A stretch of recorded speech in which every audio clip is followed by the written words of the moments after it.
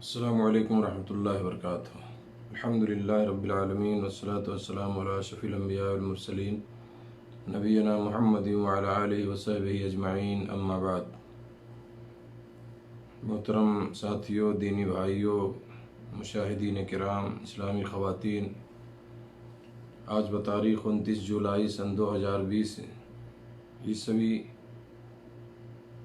مطابق 8 ذوالحجہ سن 1441 ہجری فیس بک لائیو کے ذریعے کچھ باتیں آپ لوگوں کی خدمت میں عرض کرنا چاہتا ہوں۔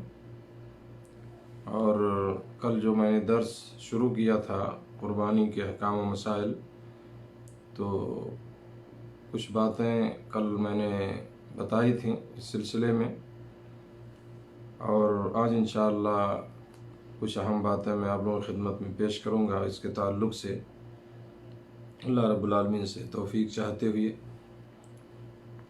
میرے دوستو، سب سے پہلے آج جو بات ہوگی یا جہاں سے شروعات ہوگی وہ ہے قربانی کن جانوروں کی کرنی چاہیے یا کن جانوروں کی قربانی جائز ہے۔ اس سلسلے میں اللہ رب العالمین نے قرآن مجید میں ارشاد فرمایا ہے۔ سورہ انعام کی آیت آپ دیکھیں گے 143 144۔ اعوذ باللہ من الشیطان الرجیم۔ ثمانیۃ ازواج من الضأن اثنین ومن المعز اثنین قل الذکرین حرم ام الانثیین اما اشتملت علیہ ارحام الانثیین نبئونی بعلم ان کنتم صادقین ومن الابل اثنین ومن البقر اثنین قل الذکرین حرم ام الانثیین اما اشتملت علیہ ارحام الانثیین۔ تو اس میں جو ہے اس آیت میں اللہ تعالیٰ نے فرمایا کہ اللہ نے 8 نر و مادہ پیدا کیے، بھیڑ میں 2 قسم اور بکری میں 2 قسم، بھیڑ میں 2 قسم، یعنی ازواج کا جو لفظ آیا ہے تو اس کا مطلب یہ ہے، اس آیت کا ترجمہ میں بتا دوں آپ کو کہ اللہ نے جو ہے 8 نر و مادہ پیدا کیے، بھیڑ میں 2 قسم ہے، بکری میں 2 قسم۔ اور آپ کہیے کہ کیا اللہ نے ان دونوں نروں کو حرام کیا ہے یا دونوں مادہ کو، یا اس کو جس کو دونوں مادہ پیٹ میں لیے ہوئے ہوں؟ تو مجھ کو کسی دلیل سے تو بتاؤ اگر سچے ہو۔ اور اونٹ میں 2 قسم اور گائے میں 2 قسم ہے۔ تو یہ آیت نمبر 143 144 کی جو ہے 2 آیتیں میں نے آپ کے سامنے پڑھی ہیں، اور ان میں جو ہے اللہ تعالیٰ نے 8 قسم کے جانوروں کا ذکر کیا ہے، اور وہ نر و مادہ ملا کر کے 8 ہوتے ہیں۔ تو اس میں جو ذکر ہوا پہلے بھیڑ نرمادہ، بکری سے نرمادہ، اور بھیڑ میں بھی جو ہے دمبا اور چھترا بھی شامل ہیں۔ اور اسی طرح سے دوسری آیت میں بتایا ومن الابل اثنین ومن البقر اثنین، یعنی گائے میں 2، یعنی اونٹ میں 2 نرمادہ اور گائے میں نرمادہ، سمجھ لیں۔ اور اسی چیز کو اللہ تعالیٰ نے سورہ حج میں آپ دیکھیں گے، اللہ نے فرمایا ہے سورہ حج میں لِيَشْهَدُوا مَنَافِعَ لَهُمْ وَيَذْكُرُوا اسْمَ اللَّهِ فِي أَيَّامٍ مَّعْلُومَاتٍ عَلَىٰ مَا رَزَقَهُم مِّن بَهِيمَةِ الْأَنْعَامِ فَكُلُوا مِنْهَا وَأَطْعِمُوا الْبَائِسَ الْفَقِيرَ۔ اس میں اللہ نے فرمایا کہ تاکہ اپنے لیے فائدے حاصل کریں، ان مقررہ دنوں میں اللہ کا نام یاد کریں، ان چوپایوں پر جو پالتو ہیں، پس تم خود بھی کھاؤ اور بھوکے فقیروں کو بھی کھلاؤ۔ تو یہاں جو آیت میں بہیمۃ الانعام آیا ہے، اس سے مراد پالتو چوپائے ہیں، اس سے مراد اونٹ، گائے، بکری، بھیڑ، دمبے وغیرہ ہیں، سمجھ رہے ہیں نا۔ تو یہاں جو اللہ نے بتایا کہ ان پر اللہ کا نام لینے کا مطلب ان کو ذبح کرنا ہے، اور جو اللہ کا نام لے کر ہی کیا جاتا ہے۔ اور ایام معلومات جو اس میں ہے اس آیت میں، اس سے مراد ذبح کے ایام، یعنی ذبح کے دن ہیں، ایام تشریق ہیں، جو قربانی کے دن یعنی 10 ذوالحجہ اور 3 دن اس کے بعد ہیں، یعنی 11 12 13 ذوالحجہ تک قربانی کی جا سکتی ہے۔ تو ان آیتوں سے جو ہے معلوم ہوا کہ جن جانوروں کی قربانی جائز ہے وہ یہی 8 قسم کے جانور ہیں، 8 ازواج، ٹھیک ہے نا۔ اور اس میں نر مادہ ملا کے 8 بنتے ہیں۔ جیسے آپ دیکھیے بھیڑ، تو اس میں 2 قسم نر اور مادہ، اسی طرح سے بھیڑ میں دمبا اور چھترا سب شامل ہیں۔ اسی طرح بکرا آپ لے لیں، اس میں تو بکرا بکری نر مادہ دونوں اس میں شامل ہیں۔ اونٹ میں نر مادہ دونوں شامل ہیں۔ اسی طرح گائے میں نر مادہ دونوں شامل ہیں، تو یہ 8 قسم بن جاتی ہیں اس کا، یعنی دونوں نر مادہ ملا کر کے۔ تو مذکورہ ان 8 جانوروں کے علاوہ کسی دوسرے جانور کی قربانی یہ درست نہیں ہے۔ قربانی ایک اہم عبادت ہے جس سے اللہ کا تقرب مقصود ہوتا ہے، اور عبادتوں میں اصل کیا ہے؟ حرمت ہے نا، اصل اس میں حرمت ہے، اللہ یہ کہ اس کے حلال ہونے کی جواز کی کوئی دلیل آئے۔ اس لیے مذکورہ جانوروں کے علاوہ کسی دوسرے جانوروں کی قربانی کے جواز پر قرآن یا حدیث سے نص درکار ہے، اور کوئی ایسا نص نہیں ہے جس میں ان جانوروں کے سوا کسی دوسرے جانور کی قربانی کا جواز ملتا ہو۔ سمجھ رہے ہیں؟ لگے ہاتھوں میں ایک بتاتا چلتا ہوں مسئلہ جو ہمارے ملکوں میں چھڑتا ہے، یہاں بھی بہت زیادہ بحثیں ہو رہی ہیں سوشل میڈیا میں، ہے نا، وہ بھینس کی قربانی کے تعلق سے۔ تو بھینس آپ جانتے ہیں کہ یہ بر صغیر کا ایک جانور ہے جو ہمارے ملکوں میں پایا جاتا ہے، جو حجاز میں، عرب میں نہیں پایا جاتا۔ شاید یہی وجہ ہے کہ اس کے بارے میں کتاب و سنت میں کچھ نصوص نہیں ملتے۔ بھینس کی جنس کیا ہے اس میں اختلاف ہے علماء کا، ہے نا، کس جنس سے ہے تو اس میں علماء نے اختلاف کیا ہے، اور اسی بنیاد پر جو ہے علماء کے درمیان اس کی قربانی کے بارے میں بھی اختلاف پایا جاتا ہے۔ جو علماء اسے گائے کی جنس سے قرار دیتے ہیں کہ بھینس جو ہے گائے کی جنس سے ہے، اسے بہیمۃ الانعام میں شمار کر کے اس کی قربانی کے جواز کے قائل ہیں، اور جو علماء بھینس کو ایک الگ اور مستقل جنس کہتے ہیں، یعنی گائے میں اس کو نہیں شمار کرتے، وہ اس کی قربانی کے قائل نہیں ہیں۔ سمجھ رہے ہیں نا؟ تو یہ مختلف فی مسئلہ ہے۔ ہمارے علماء اہل حدیث میں ہی اس میں 2 قسم کے اقوال ہیں، سمجھ رہے ہیں نا، 2 جماعت ہے اس میں، سمجھ لیجئے آپ، ایک جماعت جواز کی قائل ہے، ایک عدم جواز کی قائل ہے، سمجھ رہے ہیں۔ تو جو گائے کے جنس سے مانتے ہیں اس کو تو وہ جواز کے قائل ہیں اور اپنی دلیلیں وہ دیتے ہیں، ٹھیک ہے نا، اور جو گائے کے جنس سے نہیں مانتے، مستقل ایک الگ جنس مانتے ہیں بھینس کو، تو اس کے جواز کے قائل نہیں، کیونکہ بہیمۃ الانعام میں اس کا ذکر نہیں ہے نا۔ بکرا، بھیڑ، اسی طرح سے بکرا اور گائے، اونٹ اور گائے، یہ 4 ہیں جو بہیمۃ الانعام، نر مادہ ملا کے 8 ہوتے ہیں، تو ان کے علاوہ اور کسی کا ذکر نہیں ہے اس میں۔ تو وہ علماء جو اس کو مستقل جنس مانتے ہیں، الگ بالکل گائے سے، تو اس کی قربانی کے قائل نہیں ہے۔ بہرحال دونوں کی اپنی دلیلیں ہیں، میں اس کی تفصیل میں نہیں جانا چاہتا، سمجھ رہے ہیں نا۔ کتابیں لوگوں نے اس میں لکھی ہیں، جو جواز کے قائل ہیں انہوں نے بھی، جو نہیں جائز جواز کے قائل نہیں انہوں نے بھی دلیلیں دی ہیں، کتابیں لکھی ہیں۔ ایک قول میں ذکر کرنا چاہتا ہوں، بہت ہی مشہور محدث ہندوستان کے علامہ عبید اللہ رحمانی مبارک پوری رحمہ اللہ، جنہوں نے مشکات کی شرح لکھی ہے، جو مشکات المصابیح مشہور کتاب حدیث کی، وہ مرآۃ المفاتیح کے نام سے، تو بہت بڑے عالم تھے، اللہ تعالیٰ نے جنت الفردوس میں اعلیٰ مقام عطا فرمائے۔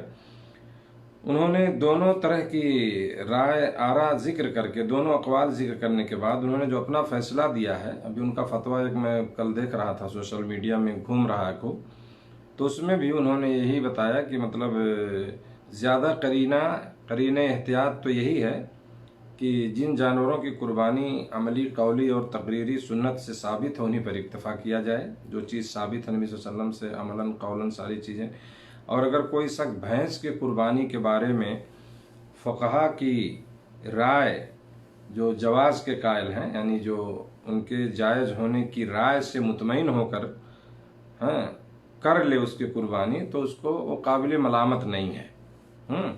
تو انہوں نے لکھا ہے اس میں فتوے میں، مطلب افضل اور بہتر یہی ہے احتیاط کا تقاضا یہ ہے کہ انہی جانوروں کی قربانی کی جائے جن جانوروں کو جو ہے ذکر ہوا ہے، اور ان کے علاوہ اور جانوروں کی قربانی نہ کی جائے۔ لیکن اب بھینس کے بارے میں انہوں نے کہا کہ اگر کسی کا دل مطمئن ہے اس فتوے سے یا اس رائے سے کہ بھائی وہ جائز ہے، تو اگر وہ کر لیتا ہے تو ہم اس کو ملامت نہیں کریں گے کہ اس نے غلط کیا ہے۔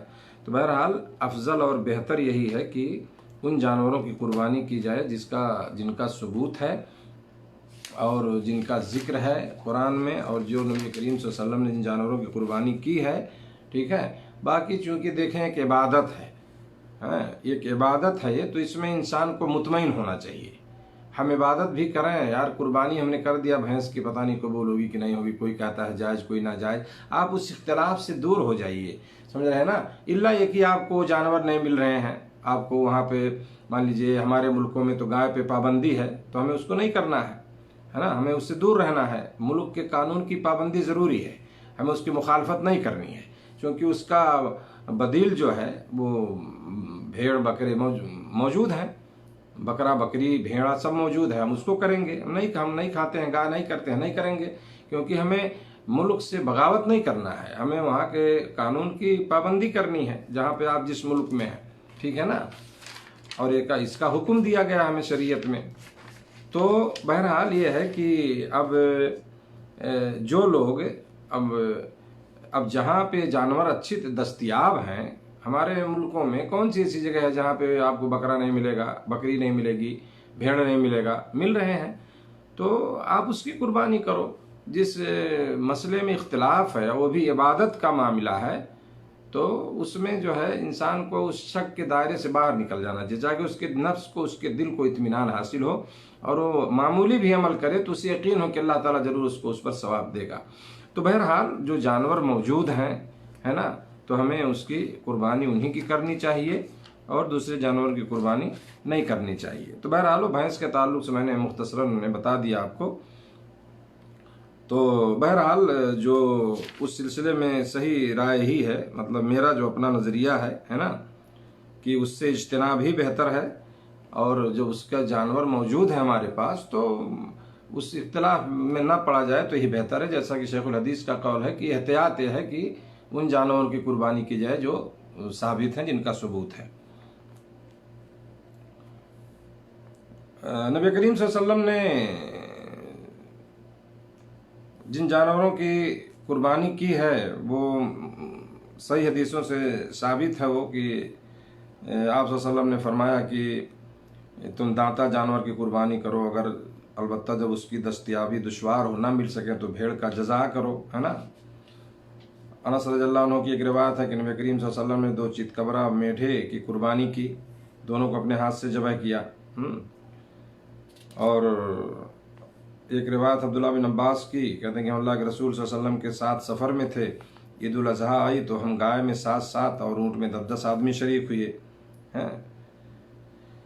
تو علامہ ابن عبد البر لکھتے ہیں، بڑے امام ہیں، کہ جن جانوروں کی قربانی کی جائے گی وہ 8 جوڑے ہیں، بھیڑ، بکرا، اونٹ اور گائے۔ اس پر مسلمانوں کا اجماع ہے، یعنی مسلمانوں کا اس پہ اتفاق ہے، سمجھ رہے ہیں۔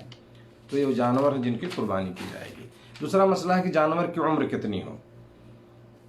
تو اس سلسلے میں حضرت جابر کی روایت ہے کہ اللہ کے نبی صلی اللہ علیہ وسلم نے فرمایا کہ دانتا جانور کی قربانی کرو، البتہ جب وہ نہ ملے تو بھیڑ یا دمبا کا جزا کرو۔ ابھی بتاؤں گا کہ جزا کس کو کہتے ہیں۔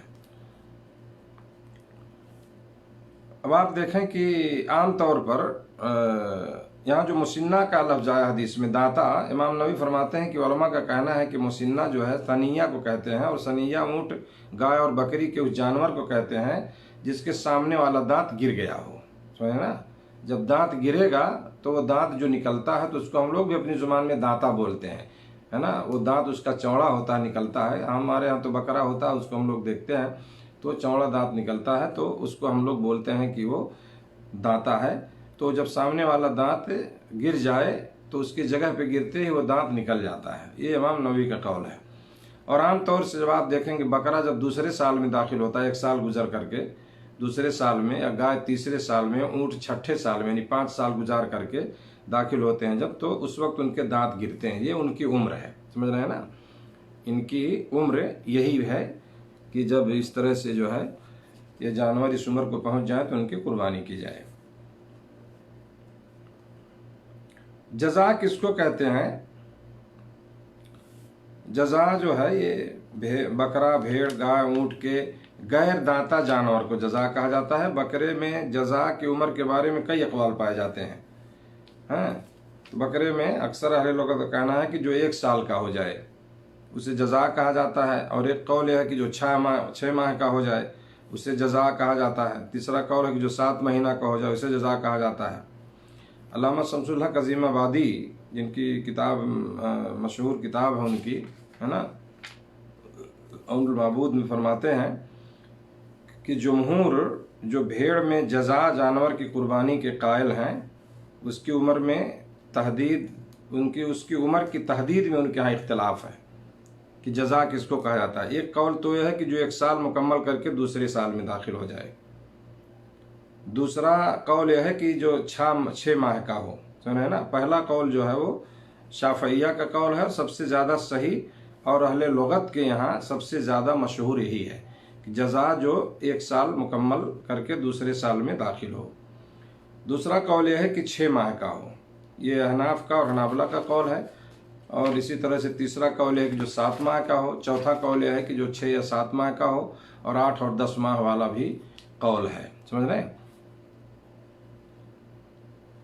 تو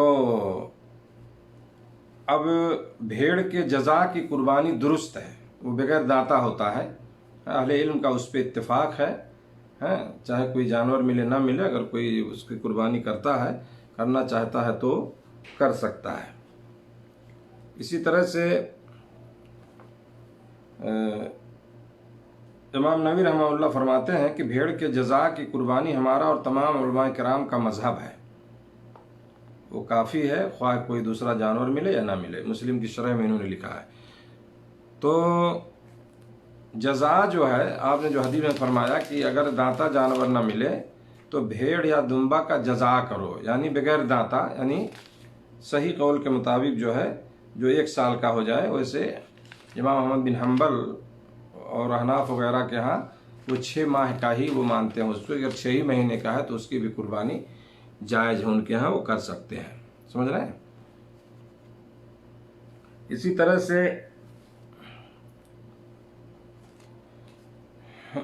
غیر دانتا جانور کی قربانی یہ صحیح نہیں ہے، سمجھ رہے ہیں نا۔ غیر دانتا جانور کی قربانی درست نہیں ہے، الا یہ کہ وہ جزا جو میں نے بتایا اس کے علاوہ نہیں کیا جا سکتا ہے۔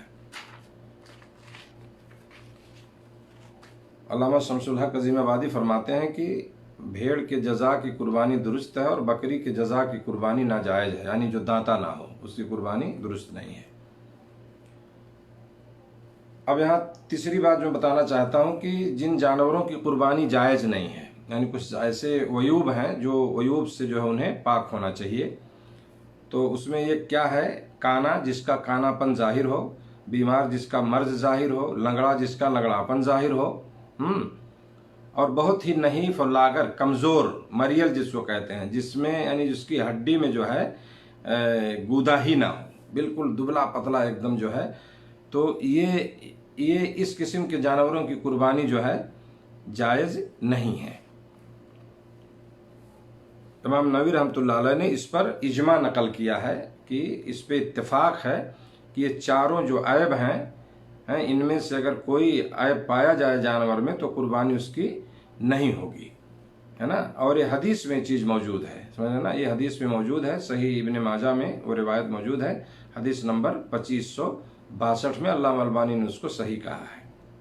اسی طرح سے میرے دوستو، خسی جانور کی قربانی اور بغیر کھنسی، جو ہمارے ہاں بولتے ہیں نا، جو کھنسی نہیں کیا رہتا ہے، اپنی زبان ہے ہر علاقے میں، ہمارے ہاں اس کو انڈو بولتے ہیں، جو جس کی جو کھسی نہیں کیا جاتا، تو کھسی عام طور سے کرنے کے بعد جو ہے جو اس کو کیا ہے کہ وہ موٹا ہو جاتا ہے، اور اس کو موٹے ہونے ہی کے لیے کیا جاتا ہے، تو اس کی قربانی بھی جائز ہے۔ بہت سے لوگ پوچھتے ہیں مسئلہ یہ، اور غیر کھسی جانور کی بھی قربانی درست ہے، اور دونوں کی قربانی اللہ کے نبی صلی اللہ علیہ وسلم سے ثابت ہے۔ ऊँट और गाय में कितने लोग शामिल होंगे, ये भी एक मसला है। तो मैं मुख्तसरन बता देना चाहता हूँ कि जो हदीस की रोशनी में जमहूर अहले इल्म के नज़दीक इसमें कोई इख्तलाफ नहीं है कि गाय 7 आदमियों की तरफ से काफ़ी है। गाय में 7 आदमी शामिल होंगे, जहाँ पे गाय की कुर्बानी होती है तो 7 लोग उसमें शामिल हो सकते हैं और 7 लोगों की तरफ से वो काफ़ी है। यानी समझ लीजिए आप 7 हिस्सा होता है उसमें। लेकिन इख्तलाफ इसमें है कि ऊँट में कितने अफराद शरीक हो सकते हैं। बहरहाल ये मसला है, चूँकि हमारे मुल्कों में तो नहीं है, लेकिन जहाँ पे है तो एक मसला है दीन का, इसलिए बताना ज़रूरी है। तो ऊँट में जो है कितने अफराद शरीक होंगे, इसमें 3 राय हैं उलमा की। पहली राय है कि ऊँट भी गाय की तरह है, यानी उसमें 7 अफराद शरीक हो सकते हैं। दूसरी राय है कि ऊँट में सिर्फ 7 आदमियों का इश्तराक दुरुस्त है, अलबत्ता अगर किसी मौका पर ऊँट की कीमत में इजाफा हो जाए तो 10 अफराद की शिरकत दुरुस्त होगी। इस राय को इमाम नववी, हाफिज इब्न हजर और दूसरे उलमा ने पसंद किया है। तीसरी राय है कि बिला कैद व शर्त, बगैर किसी शर्त और कैद के एक ऊँट में 10 आदमियों का शरीक होना ये जायज़ है।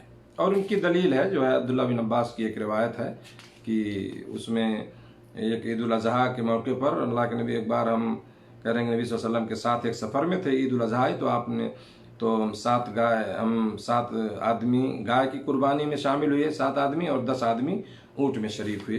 तो बहरहाल ये इसमें कह रहे हैं कि बिला किसी शर्त के जो है 10 लोग उसमें शामिल हो सकते हैं, है ना। और इस सिलसिले में इमाम शौकानी रहमतुल्लाह अलैह, इनकी बड़ी मशहूर किताब है नहरुल अवतार, बड़े आलिम हैं। उनका जो कौल है, एक तफसील जो उन्होंने लिखी है नहरुल अवतार में, जो उन्होंने बयान किया है कि हज में एक ऊँट में 7, जबकि ईद उल अज़हा में 10 आदमियों की शिरकत जायज़ है। और यानी हज में एक ऊँट में 7 लोग होंगे, जब कुर्बानी करेंगे ईद उल अज़हा में तो उसमें 10 लोग जो है 10 आदमियों की शिरकत जायज़ है, 10 लोग उसमें शामिल हो सकते हैं। और यही कौल जो है कुछ उलमा ने लिखा कि यही सही है, क्योंकि जाबिर रज़ियल्लाहु अन्हु की रिवायत के मुताबिक अल्लाह के रसूल सल्लल्लाहु अलैहि वसल्लम ने हज में एक ऊँट में 7 आदमियों को शरीक होने का हुक्म दिया, जबकि अब्दुल्ला बिन अब्बास की हदीस में जिसमें 10 लोगों की शिरकत का जिक्र है वो ईद उल अज़हा से मुताल्लिक है, वो हज का वाक़या नहीं है। तो अगर हज है तो उसमें 7 लोग उसमें शामिल हों, और अगर ईद उल अज़हा में कुर्बानी कर रहे हैं तो उसमें जो है 10 लोग होंगे। तो ऐसी सूरत में दोनों हदीसों पर अमल हो जाता है। अल्लामा शम्सुल हक अज़ीमाबादी रहमहुल्लाह और मुहद्दिस अल्लामा मोहम्मद अब्दुर्रहमान मुबारकपुरी रहमहुल्लाह का भी रुझान इसी की तरफ है। इसी तरह से मेरे दोस्तों, एक बकरा जो है पूरे घर वालों की तरफ से काफ़ी होता है। एक बकरा जो है पूरे घर वालों की तरफ से काफ़ी है, जैसे कि अल्लाह के नबी सल्लल्लाहु अलैहि वसल्लम ने ज़बह किया जो है। एक रिवायत है आयशा रज़ियल्लाहु ताला अन्हा की, फरमाती हैं कि अल्लाह के रसूल सल्लल्लाहु अलैहि वसल्लम ने ऐसे सींगदार बकरे का हुक्म दिया जिसका पैर, घुटना, आँख काली थी, उसे कुर्बानी के लिए लाया गया। तो आप सल्लल्लाहु अलैहि वसल्लम ने फरमाया, अय आयशा, छुरी लाओ और उसे पत्थर पे तेज कर लो। तो मैंने ऐसा ही किया। फिर आप सल्लल्लाहु अलैहि वसल्लम ने छुरी लेकर जानवर को पहलू के बल लेटा दिया और ज़बह किया। आप सल्लल्लाहु अलैहि वसल्लम ने पढ़ा, बिस्मिल्लाह अल्लाहुम्मा तक़ब्बल मिन मोहम्मद व आले मोहम्मद उम्मत मोहम्मद। समझ रहे हैं ना। तो अल्लाह इसमें है नहीं, अल्लाह तो इसको कबूल कर मोहम्मद सल्लल्लाहु अलैहि वसल्लम की तरफ से और मोहम्मद सल्लल्लाहु अलैहि वसल्लम के आल की तरफ से। तो इसमें जो है एक बकरा जो है पूरे घर वालों की तरफ से काफ़ी है। उसमें कोई अगर एक फैमिली, सारे लोग एक साथ रह रहे हैं, एक घर में है, एक जगह खान पानी है, सबका खाना पीना है, तो एक बकरा जो है ज़बह करेंगे और उस सारे लोगों की तरफ से वो काफ़ी होगा। इसी तरह से कुर्बानी का वक्त जो है, कुर्बानी का वक्त ये ईद की यानी ईद उल अज़हा की नमाज के बाद शुरू होता है। हज़रत अनस बिन मालिक रज़ियल्लाहु ताला अन्हु से रिवायत है कि अल्लाह के रसूल सल्लल्लाहु अलैहि वसल्लम ने फरमाया, मन ज़बह क़ब्ल अस्सलात फ़इन्नमा यज़बहु लिनफ़्सिही व मन ज़बह बअद अस्सलात फ़क़द तम्म नुसुकहु व असाब सुन्नतल मुस्लिमीन। जिसने ईद की नमाज से पहले कुर्बानी की उसने अपने लिए की, और जिसने उसके बाद की उसकी कुर्बानी पूरी हो गई और वो मुसलमानों के तरीक़े को पा लिया। ये बुखारी मुस्लिम की रिवायत है।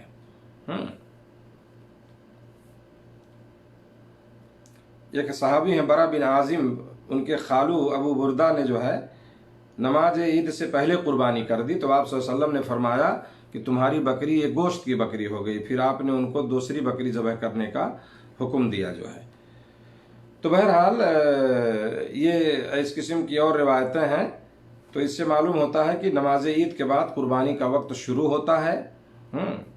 آدمی جس علاقہ، جس محلہ، گاؤں میں رہتا ہے وہاں کا اعتبار کرے، وہ عید کی نماز پڑھے، عید الاضحیٰ کی، اور اس کے بعد جو ہے قربانی شروع کر دیں جو ہے۔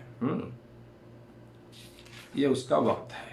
رات میں بھی قربانی کی جا سکتی ہے، اس میں کوئی حرج نہیں ہے، سمجھ رہے ہیں نا۔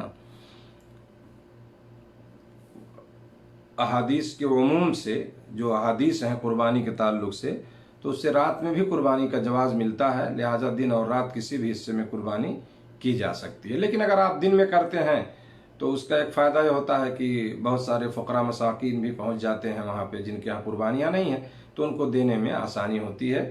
تو اگر آپ دن میں کریں تو بہتر ہوتا ہے اس ناحیے سے، ورنہ آپ دن میں کریں یا رات میں کریں، اس میں کوئی حرج نہیں ہے۔ ایک روایت بھی جب پیش کی جاتی ہے کہ اللہ کے نبی صلی اللہ علیہ وسلم نے رات میں ذبح کرنے سے منع کیا ہے، تو اس سے استدلال درست نہیں ہے، کیونکہ یہ روایت جو ہے حد درجہ ضعیف ہے، ہر روایت جو ہے صحیح نہیں ہے۔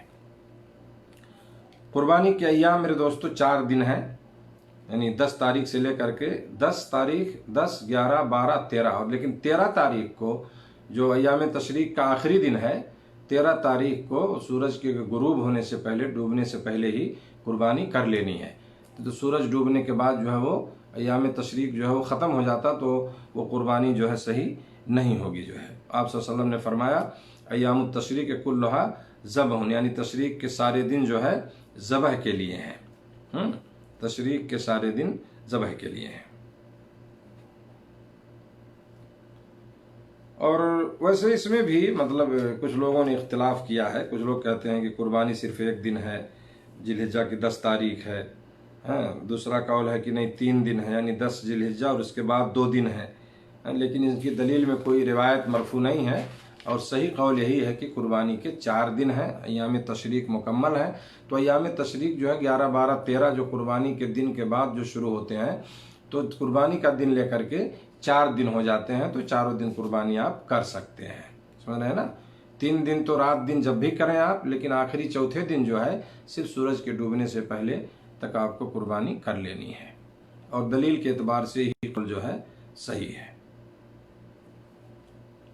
دلیل کے اعتبار سے یہی قول صحیح ہے۔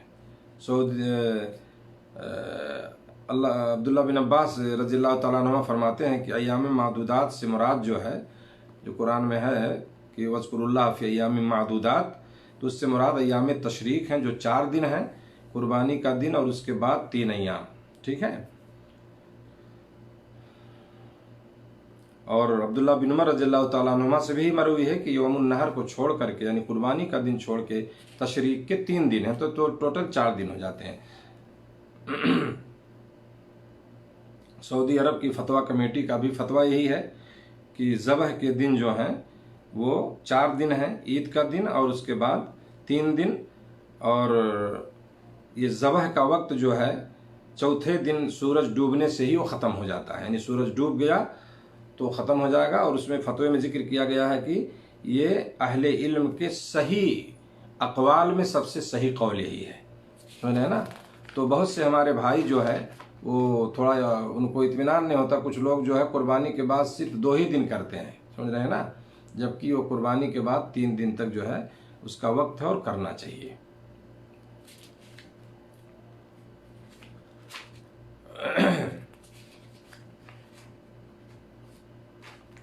ذبح کے وقت میرے دوستو کیا ہے، کچھ چیزیں جس کا ہمیں خیال کر رکھنا چاہیے، ہے نا۔ اور جو معروف چیز ہے، مطلب ہے کہ اگر قبلہ رو اس کو کرتے ہیں تو مستحب، ویسے کوئی ضروری نہیں ہے کہ، ہے نا۔ چھری کو تیز کر لینا چاہیے، چھری جو ہے جانور کے سامنے تیز نہ کیا جائے، اور قربانی کرنے والا خود اگر ذبح کرتا ہے تو یہ مستحب اور مسنون بہتر یہ ہے، اور اگر وہ نہیں کر سکتا ہے تو کم سے کم وہاں پہ موجود رہے، یا اسے بجلی سے جھٹکا دے کر ذبح نہیں کرنا چاہیے، وہ جائز نہیں ہے۔ اور جانور کو ذبح کرنے سے پہلے جو ہے اس پر پانی چھڑکنا، وضو کرانا، کیا کیا جو ساری چیزیں ہوتی ہیں، یہ سب درست نہیں ہے، ایسا سب کچھ نہیں کرنا ہے، سمجھ رہے ہیں۔ بس یہ ہے کہ اس کا خیال کیا جائے کہ چھری تیز ہو، اور جو ہے تاکہ جانور کو تکلیف نہ پہنچے۔ اسی طرح سے ذبح کے وقت جو دعا پڑھی جاتی ہے وہ دعا ہے بسم اللہ اللہ اکبر، سمجھ رہے ہیں نا، اسی کا ثبوت ملتا ہے۔ جیسا کہ حضرت انس کی حدیث میں ہے کہ اللہ کے نبی صلی اللہ علیہ وسلم نے جب ذبح کیا تھا تو اس میں آپ نے بسم اللہ اور اللہ اکبر کہا تھا، مسلم اور بخاری کی روایت میں ہے۔ آپ نے جو دونوں چتکبے جو ہے دو میڈھوں کو جو ذبح کیا تو اس میں وہ لکھتے ہیں، ان کی روایت ہے کہ آپ نے بسم اللہ کہا اور اللہ اکبر کہا جو ہے۔ حافظ ابن حجر اس حدیث کی شرح میں لکھتے ہیں فتح الباری میں کہ اس میں جو ہے بسم اللہ کے ساتھ اللہ اکبر کہنا جو ہے، اللہ اکبر کہنا یہ مستحب ہے، یعنی بسم اللہ اللہ اکبر کہہ کر کے اس کو ذبح کیا جائے، اور ساتھ میں اللہم تقبل منی بھی کہنا جو ہے مستحب ہے اور یہ ثابت ہے۔ جیسا کہ صحیح مسلم کی روایت میں ہے، اللہ کے نبی صلی اللہ علیہ وسلم نے ذبح کیا تو آپ نے فرمایا تھا کہ بسم اللہ اللہم تقبل من محمد و آل محمد و من امت محمد، پھر آپ نے اس کو ذبح کیا۔ تو بسم اللہ اللہ اکبر کے ساتھ جو ہے اللہم تقبل منی، اگر آدمی خود جانور ذبح کر رہا ہے یعنی اللہ تو اس کو میری طرف سے قبول کر لے، یا اگر دوسری کی طرف سے کرتا ہے تو اللہم تقبل من فلاں کہہ سکتے ہیں، ٹھیک ہے نا۔ اس لیے بعض علماء نے ذکر کیا ہے کہ بسم اللہ اللہ اکبر اللہم ہادا لکا و من کا و تقبل من فلاں، یا تقبل منی اگر اپنی طرف سے کر رہا ہے، یا دوسری کی طرف سے ہے تو من کی جگہ پر یا تقبل ان فلاں، ان کے بعد اس کا نام لے لے جو ہے۔ تو یہ کوئی ایسی واجب چیزیں نہیں ہیں، یہ مطلب یہ مستحب چیزیں، اس کو کہہ لیں انما الاعمال بالنیات۔ اللہ رب العالمین میرے دوستو وہ جانتا ہے کہ آپ کی نیت کیا ہے اور آپ کس کی طرف سے قربانی کر رہے ہیں، تو بہرحال بسم اللہ اللہ اکبر یہی صحیح ہے، اور یہ نہیں بھولنا چاہیے، بسم اللہ اللہ اکبر ہی کہہ کے ہم کو ذبح کرنا ہے۔ ایک بات اور ہے اس سلسلے میں کہ قربانی کا گوشت جو ہے بیچنا، نہ تو اس کا قربانی گوشت بیچنا جائز ہے اور نہ قصاب کو اجرت دینا، جو ذبح کرنے والا ہوتا ہے نا، سب لوگ تو نہیں ذبح کر سکتے ہیں، تو ذبح کرنے والے کو بلایا جاتا ہے تو وہ اس کو ذبح کے بدلے میں اس کا قربانی کا گوشت دینا جائز نہیں ہے، آپ اس کو اجرت دیں۔ ہاں اگر وہ غریب ہو، محتاج ہے، سمجھ رہے ہیں نا، تو اس کو دے سکتے ہیں، کوئی حرج نہیں ہے، سمجھ رہے ہیں۔ اگر وہ غریب محتاج ہے تو آپ اس کا گوشت جو ہے دے سکتے ہیں، لیکن وہ اجرت کی نیت سے نہیں، سمجھ رہے ہیں نا، اجرت کی نیت سے نہیں۔ جو گوشت دیا جاتا ہے غربا اور مساکین کو، فقراء کو، تو اس نیت سے آپ اس کو دے سکتے ہیں، اور ذبح کرنے کی اجرت اس کو آپ کو الگ سے دینی ہوگی، ٹھیک ہے۔ اسی طرح سے کہ قربانی کی جو کھال ہے، چمڑا جو اس کا ہوتا ہے، اس کا بھی مصرف وہی ہے جو قربانی کے گوشت کا ہے، سمجھ رہے ہیں نا۔ جیسے قربانی کا گوشت خود کھایا جا سکتا ہے، دوست احباب کو کھلایا جا سکتا ہے، صدقہ بھی کیا جا سکتا ہے، اسی طرح کھال بھی قربانی کرنے والا استعمال کر سکتا ہے۔ پہلے لوگ استعمال کرتے سے دباغت دے کر کے کھال کو، اس چمڑے کو اپنے استعمال میں رکھتے تھے، کوئی مسلح بناتا تھا، نماز پڑھتا، کوئی اور کچھ بناتا، تو آپ اس کو یوز کر اپنا استعمال کر سکتے ہیں، کسی کو دے بھی سکتے ہیں استعمال کے لیے، صدقہ بھی اس کو کر سکتے ہیں، ہے نا۔ حافظ صلاح الدین یوسف رحمہ اللہ لکھتے ہیں اصل البیان میں کہ البتہ قربانی کی کھالوں کی بابت اتفاق ہے کہ اسے یا تو اپنے استعمال میں لاؤ یا صدقہ کرو، اسے بیچنے کی اجازت نہیں ہے کہ چمڑا بیچ کے کہ خود اس کا پیسہ کھا لو، سمجھ رہے ہیں نا۔ ہاں، جیسا کہ حدیث میں ہے مسند احمد کی روایت میں۔ تاہم بعض علماء نے کھال کو خود بیچ کر اس کی قیمت فقراء پر تقسیم کرنے کی رخصت دی ہے، یعنی آپ اس کو اگر بیچ دیں تو اس کو آپ جو ہے کیا ہے فقراء مساکین کو اس کی قیمت دے سکتے ہیں، کوئی حرج نہیں ہے اس میں۔ اسی طرح میرے دوستو قربانی کے گوشت کو ذخیرہ کرنا بھی درست ہے۔ آپ صلی اللہ علیہ وسلم نے پہلے منع کیا تھا لیکن بعد میں اس کی اجازت دے دی تھی، جیسا کہ صحیح مسلم میں یہ روایت موجود ہے حدیث نمبر 1971 میں۔ ہاں، تو آپ اس کو کھائیے، اس کو رکھیے جتنا دن آپ کھا سکیں، آج کل تو فریج وغیرہ کا سسٹم ہے، آپ کافی دن تک استعمال کر سکتے ہیں رکھ کر کے اس میں۔ قربانی کے گوشت کی تقسیم کا طریقہ جو ہے اس سلسلے میں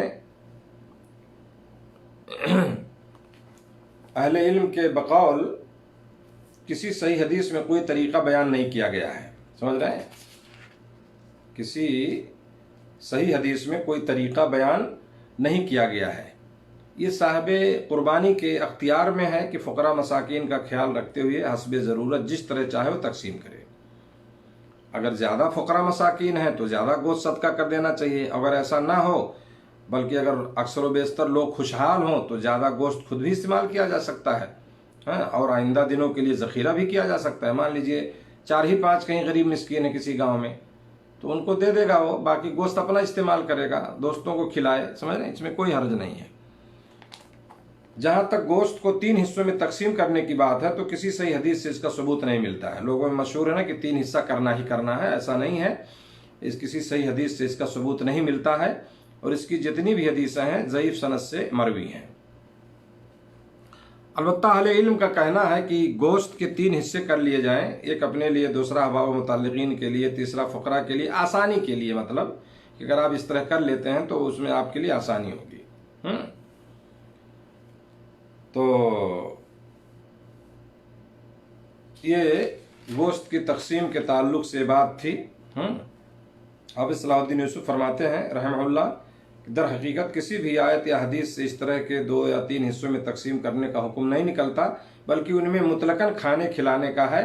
اس لیے اس اطلاق کو اپنی جگہ پر برقرار رہنا چاہیے اور کسی تقسیم کا پابند نہیں بنانا چاہیے، سمجھ رہے ہیں نا؟ ہاں، کہ اب 3 ہی حصہ کرنا بالکل نہیں، حسب ضرورت آپ دیکھیں، اگر زیادہ فقراء مساکین ہیں تو آپ زیادہ گوشت دے دیں، کم ہیں تو کم دیں، جتنا انہی حساب سے دیں گے، باقی آپ خود کھائیں، ٹھیک ہے نا؟ تو یہ کہنا کہ نہیں 3 حصہ کرنا ہی کرنا ہے، اس کی کوئی دلیل نہیں ہے۔ اسی طرح سے ایک مسئلہ ہے میرے دوستوں کی قربانی کا مسئلہ جو ہے میت کی طرف سے، یہ بھی ایک مسئلہ بہت زیادہ سوال آتا ہے، لوگ پوچھتے ہیں۔ تو حقیقت یہ ہے کہ اس سلسلے میں میت کی طرف سے قربانی کرنے کی کوئی دلیل نہیں ہے جس میں صراحتاً یہ اس طرح ہو، الا یہ کہ وہ وصیت کر کے جائے، ہے نا، الا یہ کہ وہ وصیت کرے جو ہے۔ تو میت کی طرف سے قربانی کی کوئی دلیل نہیں ہے۔ ویسے کچھ لوگ ہیں جو علماء بہت سے جو اس کے جواز کے بھی قائل ہیں، لیکن صحیح بات یہ ہے کہ اس میں جو ہے جو آپ قربانی کرتے ہیں اس میں اپنے گھر والوں کو بھی شامل کر لیں، جیسے اللہ کے نبی صلی اللہ علیہ وسلم سے ثابت ہے محمد و آل محمد، تو آل محمد میں صلی اللہ علیہ وسلم، تو اس میں سب لوگ زندہ مردہ سب شامل ہو جاتے ہیں، تو اس میں جو ہے ہمیں ان کو شامل کر لینا چاہیے۔ جو آپ قربانی کریں تو اس میں اپنے گھر والوں کو، ٹھیک ہے نا، یعنی جو آپ کے گھر والے ہیں جو زندہ مردہ، تو سب اس میں آ جائیں گے، سب کو ثواب ملے گا، ٹھیک ہے۔ یہ اس کا بہترین طریقہ ہے۔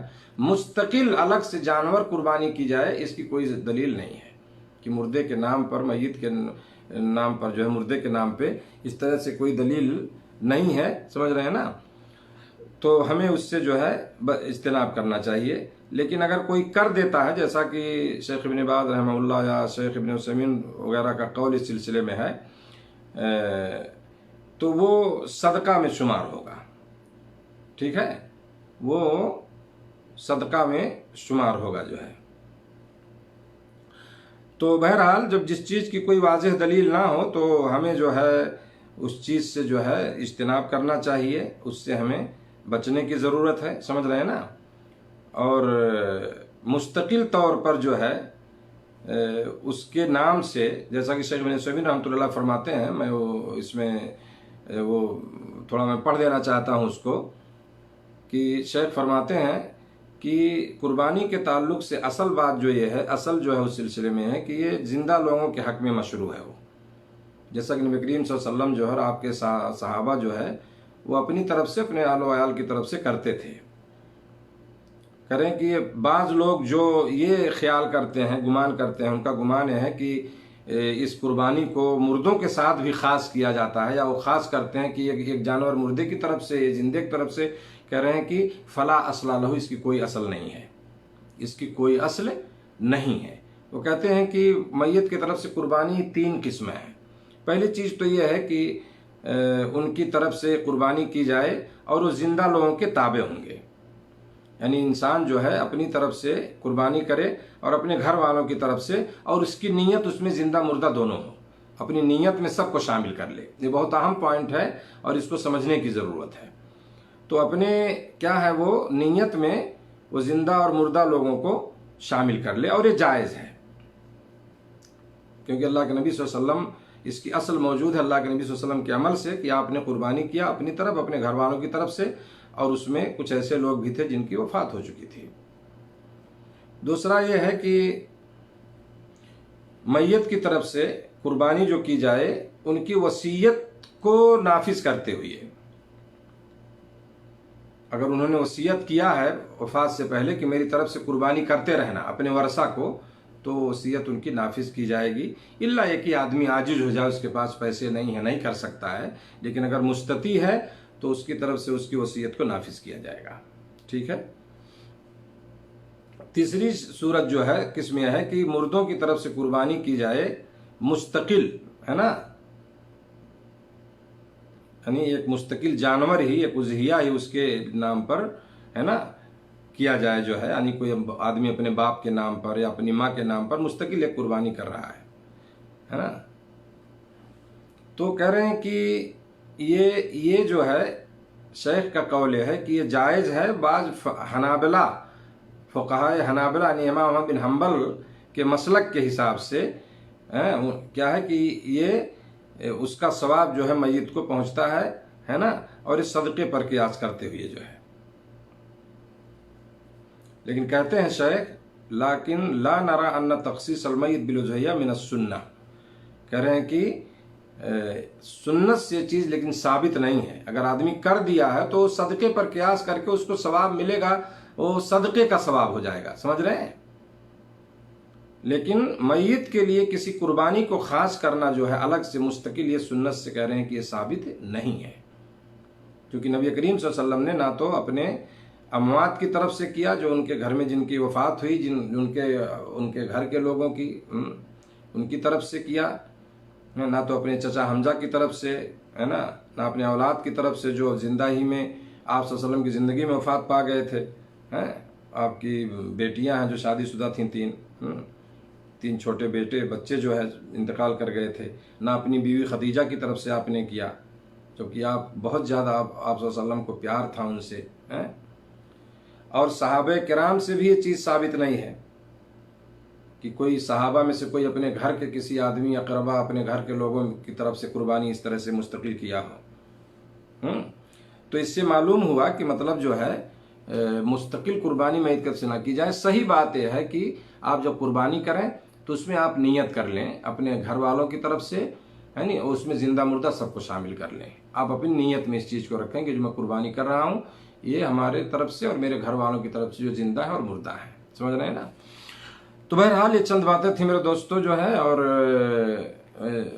میں نے جو بیان کی سرسری طور پر جو کچھ مسائل اور احکام قربانی کے تعلق سے, اللہ تعالیٰ ان باتوں کو جو ہمارے لیے مفید بنائے. اور آخری بات یہ ہے کہ قربانی کا گوشت جو ہے غیر مسلموں کو دینا جو ہے یہ بھی ایک سوال بہت ہوتا رہتا ہے, تو دیا جا سکتا ہے, اس میں کوئی حرج نہیں ہے. اللہ نے فرمایا سورہ حج میں کہ قناعت کرنے والے اور مانگنے والوں کو کھلاؤ, وَأَطْعِمُوا الْقَانِعَ وَالْمُعْتَرَّ, یعنی ان کو کھلاؤ. اسی طرح اللہ کا فرمان ہے, سمجھ رہے ہیں, اللہ تعالیٰ نے فرمایا اس کو جو ہے سورہ حج میں آیت نمبر 36 میں, ٹھیک ہے نا. میں وہ آیت جو ہے سنا دینا چاہتا ہوں جہاں پہ اس کا ذکر ہے. آیت نمبر 36 فَكُلُوا مِنْهَا وَأَطْعِمُوا الْقَانِعَ وَالْمُعْتَرَّ, ہے نا. تو اللہ تعالیٰ نے فرمایا کہ اسے خود بھی کھاؤ اور مسکین, سوال سے رکنے والوں اور سوال کرنے والوں کو بھی کھلاؤ. یعنی ایک مسکین تو ایسے ہیں جو مانگتے نہیں ہیں, اور ایک ایسے ہیں جو مانگتے ہیں, تو دونوں کو کھلاؤ جو ہے, ٹھیک ہے. یعنی یہاں مراد جو ہے قربانی کا گوشت ہے, یہاں قربانی کا گوشت اس سے مراد ہے. تو بہرحال اس سے معلوم ہوتا ہے کہ اس میں سوال کرنے والے میں دونوں شامل ہیں اس میں.